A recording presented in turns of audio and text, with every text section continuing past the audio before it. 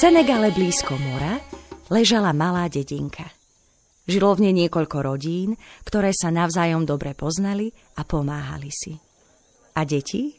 Deti tu bolo neúrekom. Wow! Pred ich očami sa zrazu objavil zázračný svet. Slnečné lúče prežiarili hladinu a ligotali sa na nej ako roztopené zlato. Nad hlavami im plávali tisícky drobných rybičiek, ktoré sa v momente rozprechli na rôzne strany a pritom sa im leskli farebné brúšká. Majestátne plávajúce korytnačky sa na nich usmievali a veľké ryby sa zase vážne pozerali. Pripraviť sa, pozor, štart!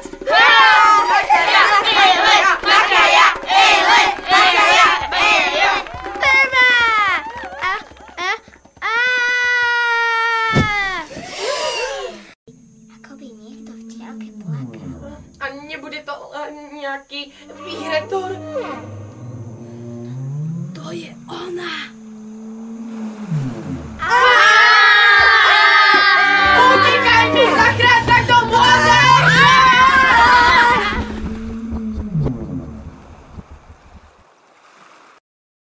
Kamaráti, nefňukajte. Pamätáte si, keď som sa stratila?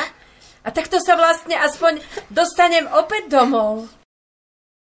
A tak sa tento úžasný príbeh dostal aj k nám.